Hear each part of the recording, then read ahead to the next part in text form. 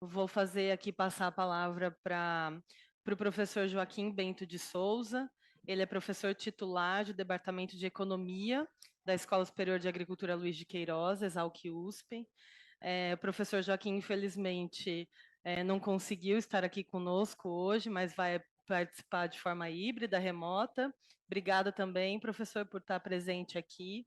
E o foco, né? Acho que falamos bastante aqui de trabalhar em conjunto, falamos bastante também sobre rastreabilidade. O professor Joaquim vem com um foco aí em trazer um pouco da pesquisa que ele vem desenvolvendo lá em relação à recuperação de pastagens degradadas, né? Não tem como a gente falar de pecuária e não falar de melhorias e um bom manejo dos pastos degradados.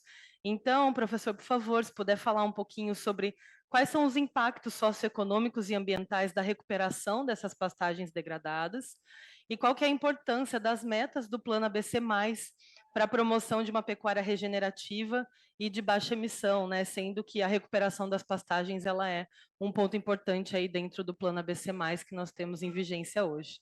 Então, obrigada. Obrigado, boa tarde a todos. Obrigado, Renata, pela oportunidade de participar remotamente. Lamento não poder estar presente com vocês, mas a importância da recuperação de pastagem degradada fica óbvia quando a gente começa a analisar alguns dados, né? Quer dizer, dos 173 milhões de hectares, aproximadamente, de pastagens que nós temos no Brasil hoje, a nossa estimativa é de que mais ou menos 102 milhões de hectares sofrem de algum tipo de degradação, né? Então, visando resolver esse problema, a meta do Plano ABC+, é que até 2030, cerca de 30 milhões de hectares de pastagens degradadas sejam recuperadas, né? Então, o nosso trabalho aqui, um trabalho que foi feito em parceria com o Grupo de Políticas Públicas da Exalc, o GPP, e mais o PNUMA, né, foi avaliar qual seria o impacto econômico da recuperação desses 30 milhões de hectares de pastagem, né? Impacto econômico, social e ambiental, né? A gente vai apresentar um pequeno vídeo, um resumo, é uma pesquisa muito extensa, e o relatório vai estar publicado brevemente, né, com todos os detalhes metodológicos, que envolveram diversas etapas metodológicas, mas os principais resultados vão ser apresentados agora através de um vídeo muito curto que eu vou apresentar para vocês, e eu chamo a atenção de vocês para um aspecto muito importante nesse sistema de recuperação de pastagem, que é a capacidade que esse sistema tem de fixar carbono no solo, que é enorme, não tem sido adequadamente computada nas nossas comunicações nacionais, não é? Mas pode contribuir muito significativamente para as metas brasileiras da nossa INBC, tá bom? Então, eu acho que o vídeo é bem curtinho, bem explicativo, se você puder passar, seria bom.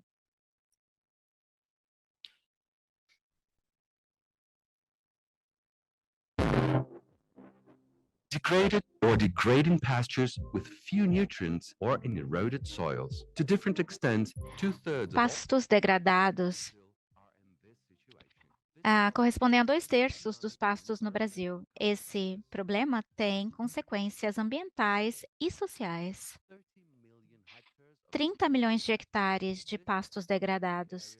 Esse é o tamanho da área que requer recuperação até 2030, através do plano ABC+, que é um plano de adaptação climática e redução de emissões de gases do efeito estufa advindos da agricultura e da pecuária.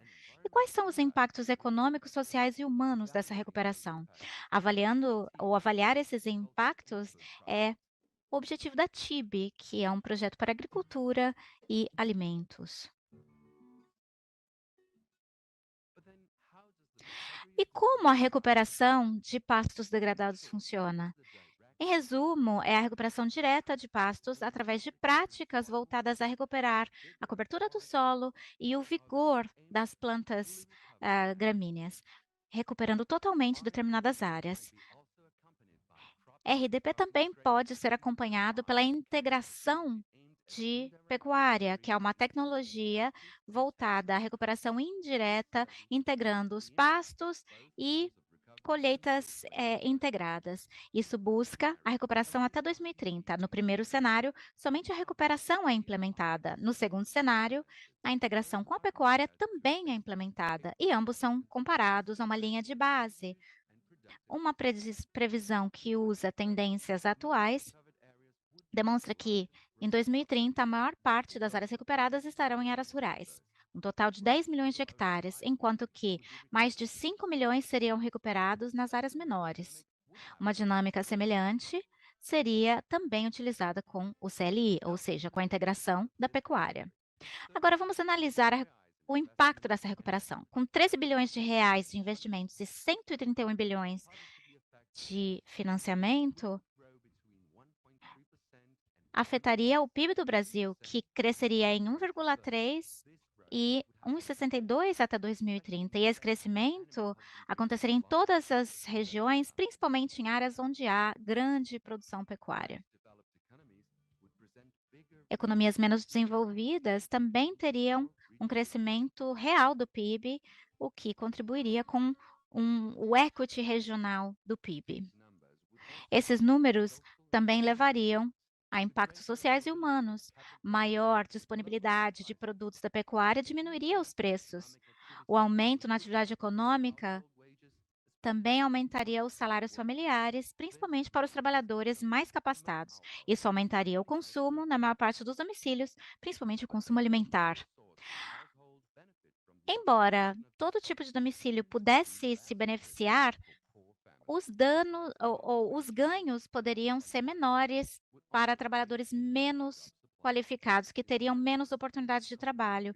E é por isso que é preciso haver políticas complementares para lutar contra a desigualdade que contribuiriam com a qualificação desses trabalhadores. A recuperação dos pastos também inclui impactos ambientais positivos, que poderia fixar o carbono no solo, por exemplo, de maneira a compensar o aumento das emissões de metano, que é causado pelo crescimento no número de cabeças de gado. As emissões de gases do efeito estufa diminuiriam em 29% e em 15% na pecuária laticínea. A intensidade de emissões por quilo de carne e por litro de leite também diminuiria.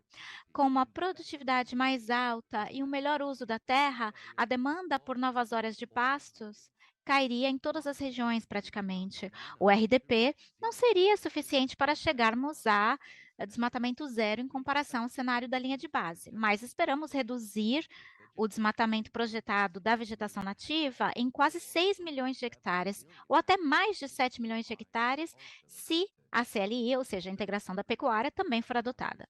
A recuperação de pastos degradados também melhoraria a preservação do solo, reduzindo a erosão em ambos os cenários. Por outro lado, os indicadores que avaliam a qualidade da vegetação nativa não melhorariam em diversos estados. Isso requer políticas com uma abordagem territorial holística, que crie corredores de vida selvagem e garantam a execução do Código Florestal Brasileiro, buscando uma agricultura de baixo carbono e eficiente do ponto de vista ecológico. A despeito de mecanismos que são necessários para a distribuição do Plano ABC+, o RDP tem o potencial de aumentar o PIB, aumentar a renda dos domicílios e o consumo, conservar o solo, preservar a vegetação nativa e reduzir o número e a intensidade de emissões de gases de efeito estufa. Esse é o desafio para 2030.